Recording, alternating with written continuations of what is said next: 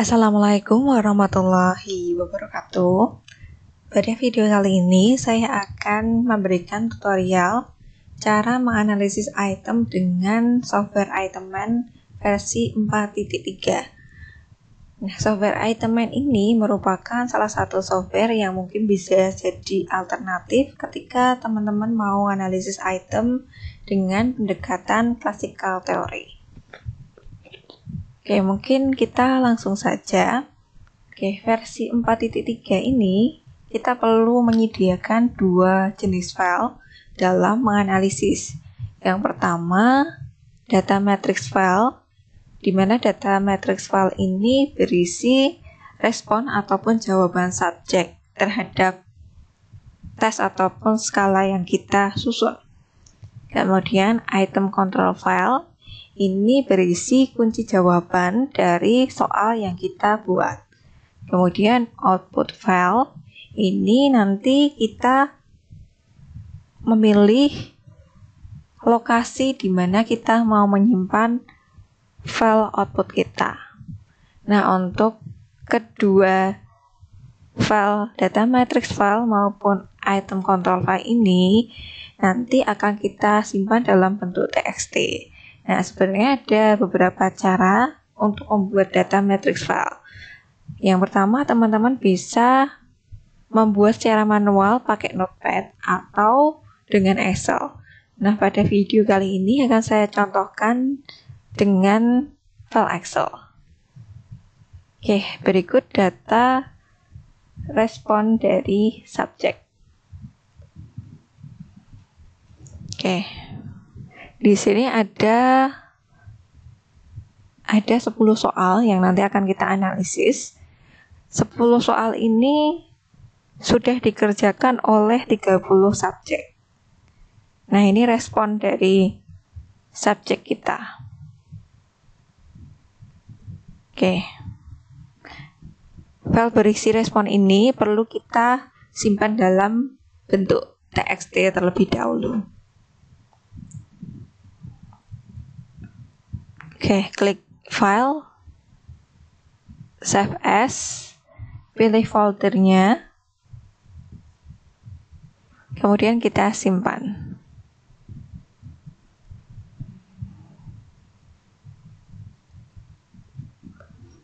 Nah, untuk save as type-nya perlu kita pilih yaitu yang text tab delimited. Nah, ini udah text tab delimited. Kemudian kita klik save. Oke.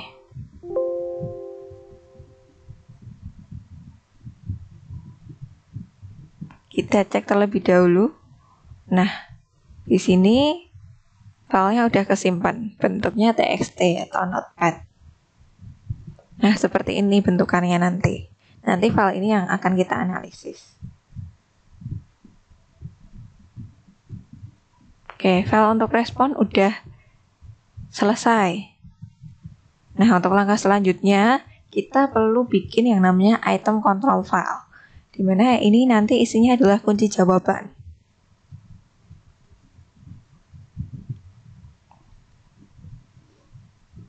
Oke, untuk membuat item control file, kita perlu membuat 6 kolom sebagai berikut ini. Oke, 6 kolom tadi isinya seperti ini. Kolom pertama isinya adalah item ID. Contohnya misal kalau item 01 ya tinggal ditulis item 01. Kolom 2 isinya adalah kunci jawaban. Kemudian kolom 3 jumlah pilihan jawabannya ada berapa. Kalau misal soal pilihan ganda A, B, C, D ya berarti ada 4 pilihan. Kemudian area penilaian. Nah, area penilaian ini dipakai ketika soal kita tuh punya rangkaian atau mungkin punya beberapa kelompok. Nah, kebetulan di soal yang digunakan untuk contoh ini cuma ada satu kelompok, jadi ya udah kita isi satu aja nggak masalah. Kemudian kolom 5 ini isinya adalah status inklusi. Oke, maksud dari status inklusi ini sebagai berikut. Kita ketikkan Y kalau mau diikutkan ke dalam analisis. Kita beri B huruf N kalau nggak mau diikutkan ke analisis. Kemudian yang kolom terakhir adalah terkait tipe item. Kalau berupa soal pilihan ganda, maka beri huruf M untuk menandakan multiple choice, terutama untuk multiple choice yang belum diskor. Kayak semisal di contoh kita tadi belum diskor, masih data mentah berupa respon A, B, C, D. R untuk rating scale, kemudian P untuk numeric responses, yaitu multiple choice yang sudah diskor. Oke, berikut ini datanya. Ada 10 item, dan item ini kunci jawabannya itu ada di pilihan jawaban A semuanya. Maka kita tulis A semuanya. Kemudian pilihan jawabannya itu A sampai D, jadi tulis 4. Terus ini kita isi satu aja semua. Kemudian ini kita ketikkan huruf Y semua karena semuanya akan dianalisis. Dan kemudian diketikkan M semua karena bentuknya adalah multiple choice semuanya. Nah, kalau udah kita simpan dalam bentuk TXT lagi. File, save as, pilih foldernya, kemudian kita pilih TXT ya. Oke, ini kunci jawaban. Kunci jawaban. Kunci jawaban 10 soal. Diinget-inget file name-nya mau apa. Oke, save. Kita okein aja. Kita cek di foldernya udah kesimpan belum. Oke, ini udah kesimpan. Kunci jawaban 10 soal. Oke, tampilannya sebagai berikut ini. Oke, filenya udah siap. Oke, karena filenya udah siap, kita bisa langsung analisis. Oke, di bagian ini, di bagian files, kita masukkan data matrix file. Klik kotak kecil ini.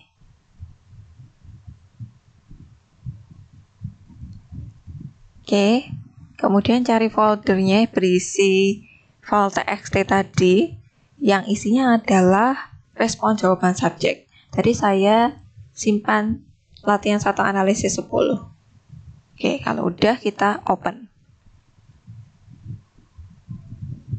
Oke, setelah itu item control file. Oke, item control file berisi kunci jawaban. Nah, ini kunci jawaban 10 soal. Open. Nah, output file ini kita klik untuk memilih lokasi outputnya mau disimpan di mana. Contohnya mau saya kasih nama output 10 soal. Oke, save. Nah, kalau semisal teman-teman pakai datanya item versi 3 gitu, di mana antara respon jawaban subjek dan juga kunci jawaban itu masih dalam satu file, teman-teman bisa centang bagian ini. Nah, cuman kita tadi udah bikin 2 file yang udah sesuai dengan item versi 4. Oke, kalau udah, kita klik input format. Oke, untuk input format ada beberapa cara. Semisal kalau kita pakai cara manual seperti ini, number of examine ID columns. Ini maksudnya apa? Maksudnya seperti ini. Jumlah ID column berapa gitu. Oh, jumlah ID column itu ada 8. Nanti ditulis 8. Kemudian ID-nya mulai dari kolom berapa? ID-nya mulai dari kolom 1. Nah, ini bisa dilihat di paling bawah. Kemudian responnya mulai dari kolom berapa gitu. Kita cek di A. A ini di kolom 9. Nah, atau yang paling mudah itu bisa dengan delimited data, karena data kita tadi bentuknya udah delimited, daripada hitung-hitung gitu, hitung-hitung satu-satu, kita langsung bisa pakai the data matrix file is delimited by tadi pakai tab.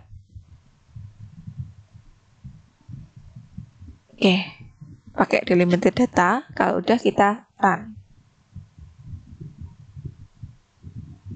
Oke, the item control file is already open in another document. Oh, kita tutup dulu semua dokumennya.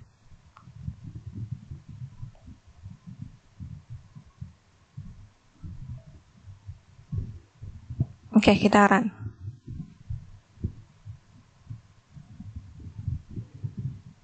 Okay, the run is complete. Do you want to open the directory for the output file? Okay, yes.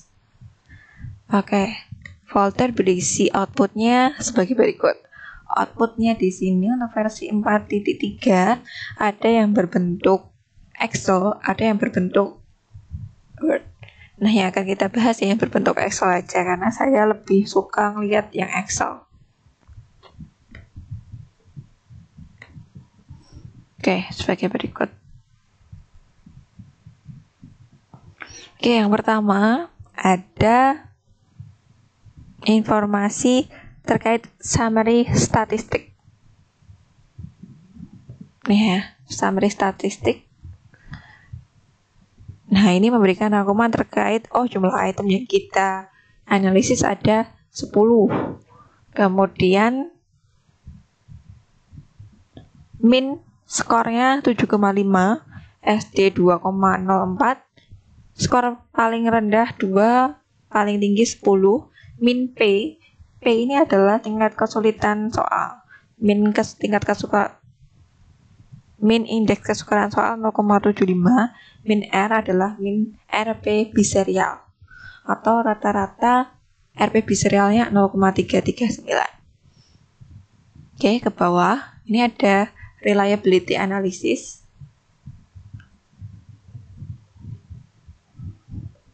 Oke, di sini ada beberapa indeks reliabilitas dengan beberapa metode. Ada alpha, ada split half, first last. First last itu berarti item awal akhir, odd even pembagiannya itu dengan ganjil genap, atau bahkan ada SB pakai Spearman Brown. Oke, dari sini kita lihat reliabilitasnya paling tinggi itu pakai alpha 0,685. Atau memang beberapa artikel kadang melaporkan lebih dari satu reliabilitas, nggak masalah. Oke, kemudian agak bawah lagi, item statistics raw format. Oke, di sini ada rangkuman dari tiap item. Oke, item 1 sampai 10, kunci jawaban, terus yang ngerjain ada 30. Nah, P di sini adalah tingkat kesukaran soal. Tingkat kesukarannya bervariasi dari paling susah 0,4 sampai paling mudah 1. Semua bisa ngerjain. Kemudian untuk total RPB serial, nah total RPB serialnya berkisar dari 0 sampai paling tinggi 0,75. Nah, untuk RPB serial, teman-teman bisa ngikut pakai kriteria sebagai berikut ini. Oke, dibilang bagus itu kalau minimal 0,3 RPB serialnya. Nah, atau lebih rincinya seperti ini, 0,3 sampai 0,39 tuh ini udah bagus karena little or no revision. 0,2 sampai 0,29 ini item marginal dan butuh revisi. Nah, mari kita cek hasilnya tadi ya. Oke. Yang kurang dari 0,3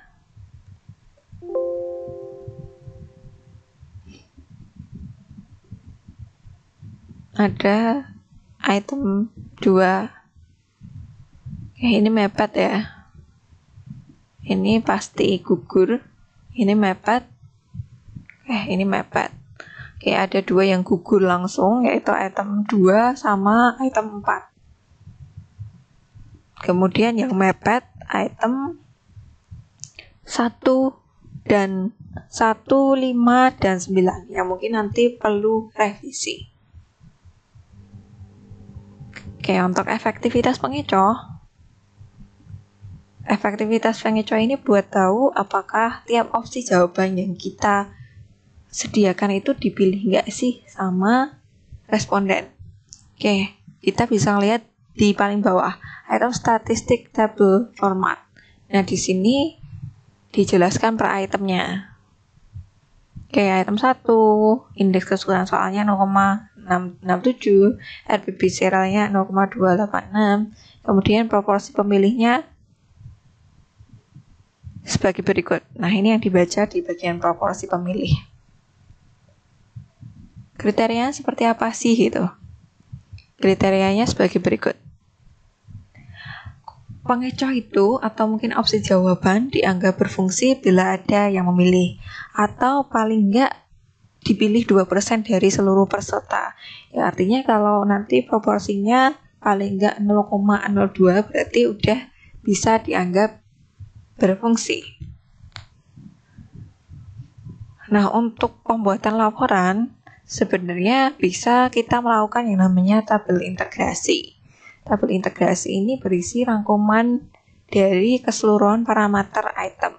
Jadi nggak satu-satu kayak misal tingkat kesulitannya berapa sampai berapa, RPB-nya berapa gitu. Tapi kita bisa bikin tabel integrasi seperti ini yang berisi informasi-informasi penting.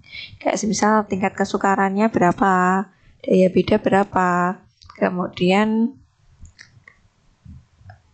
proporsi endorsinya berapa. Oke, berikut ini saya buatkan tabel integrasi di sheet satunya. Seperti ini. Oke, untuk tingkat kesukaran dan daya beda bisa kita copy pastekan di bagian atas ini kan udah ada. Oke, tingkat kesukaran P sama daya beda dari 10 item. Ini langsung bisa kita copy paste. Oke, udah kita copy paste ya. Terus untuk pilihan proporsi endorsing kita bisa ngelihat dari bawahnya.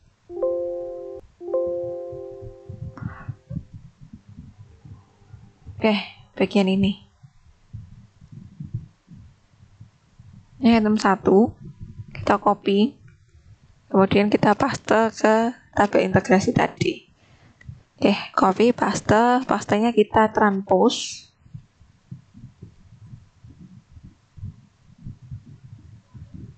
Item 2 di bawahnya.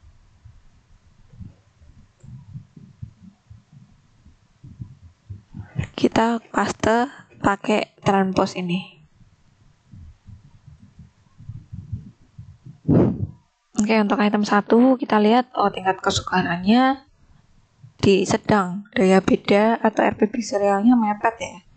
Ini item perlu direvisi karena mepet. Untuk opsi pilihan, semuanya bekerja dengan baik. Pilihan A, B, C, D.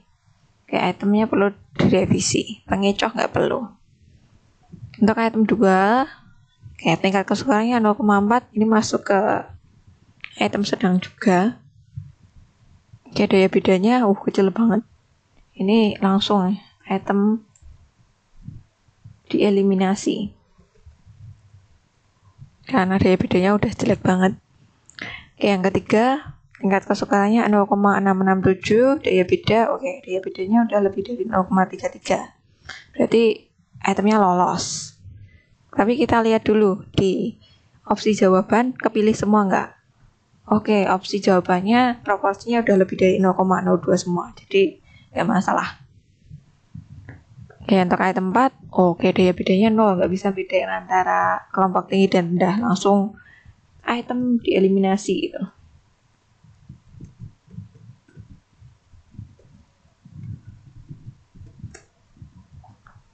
Item perlu dieliminasi. Kemudian yang kelima, 0,262. Mepet ya, item perlu direvisi. Terus kita lihat pengecohnya, oke, pengecoh C nggak ada yang milih ya. Item perlu direvisi. Terus juga revisi opsi C, mungkin opsi C-nya perlu diganti. Oke, yang 6, oke, itemnya udah bagus, tapi opsi C perlu diganti ya. Lolos, tapi opsi C perlu diganti juga. Perlu revisi. Oke, dan seterusnya. Oke, cukup mudah ya. Sekian tutorial analisis dengan item main. Terima kasih dan semoga bermanfaat. Wassalamualaikum warahmatullahi wabarakatuh.